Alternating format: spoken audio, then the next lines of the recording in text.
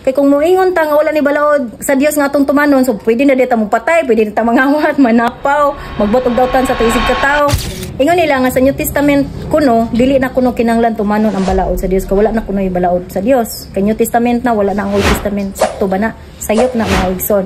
Kay nga atong kagawasan, atong liberty, atong freedom, it's not absolute. Bisan asa ka nga nasod mo puyo, na kay kagawasan. You have the freedom of speech, but it's not absolute. Dili kay buto sa but kay gawas no na ka. Buhato na lang nimo bisan makaligis ka sa ubang tao, dili na mga igsoon. Inanasad ang ato ang pagtuo diri sa Ginoong Hesukristo sa New Testament na ta. It does not mean kay abi New Testament ta nakadawat ta sa grasya sa Dios, gipasaylo na sa Ginoo ang atong mga kalapasan sa iyang balaod. It does not mean nga dili na sa natutumanon ang balaod sa Dios. So sayop kay na kay kung moingon ta nga wala ni balaod sa Dios nga atong tumanon, so pwede na dita mo patay, pwede na ta mangawat, manapaw, magbotog dawtan sa tuisig ka tao, kay nagsugo ang Dios nga higugmay mong isig ka tao sama sa imong kagalingon. Ningon ang Dios nga ayaw kamo pagbatunog daing Dios, gawas ka nako lamang kay ako abughuan nga Dios. Higugma ang Dios sa tibok nimo kasing-kasing kalag ug kusog. So dili na nato taga-agbili kay wala nay balaod sa Dios nga atong tumanon sa New Testament. Sayop na mga igsoon. Unsa may gingon ni Apostol Pablo diha sa Romans 6:14, ingon siya, kinahanglan nga dili na kamo magpaulipon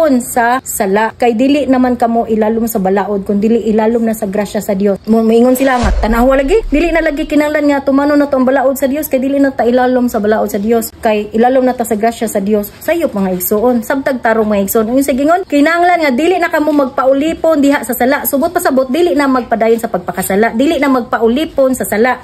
Makasala, of course, kasala kay tao raman ta, but dili na magpaulipon diha sa kasalanan, sa pagpakasala, kay dili naman kamo ilalom sa balaod kundi ilalom na sa grasya sa Dios. Unsa may putpasabotan ang dili na kamo ilalom sa balaod kundi ilalom na sa grasya sa Dios, kay gipasaylo naman sa Ginoo ang tanan tong mga sala atong mga paglapas di sa iyang balaod, gipasaylo na to sa Ginoo. Tanan mo nang gingon diha nga dili na ta ilalom sa balaod. Niingon pagani na diha si Apostol Pablo no nga we are redeemed from the curse of the law, from the law that brings sin and death. Anya ningon pagdiha sa Romans 6 verse 1, unsa may atong ikasulti, magpadayon ba kita sa pagpakasala aron mudagaya ang grasya sa Dios? Unsa iyang gingon? God forbid. Magpadayon ba di ta sa pagpakasala aron mudagaya ang grasya sa Dios? Sama ra nga nibuhat kag krimen, na priso ka, na bilanggo ka sa tibok nimo kinabuhi, na ginulsol ka, gipasaylo ka, giparod ka, so nakagawas ka, nahimo na kang gawas nun, malaya na ka dias gawas. But pasabot, bubuhat kag krimen pagbalik kay para mabilanggo kag balik, kay aron mudagaya ang grasya sa Dios, dili na mga igsoon. Kana kay gipasaylo na ka sa Dios, nahimo na kang gawas nun, ang pinga nimo imong kagawasan. Ningon si Apostol Pablo nga dili na ta magpadayon diha sa pagpakasala. Ningon pagani siya, God forbid nga magpadayon ta diha sa pagpakasala, kita nga nakadawat na sa grasya sa Dios. So sabto na tugtarong mga igsoon ha ang pulong sa Dios. Amen.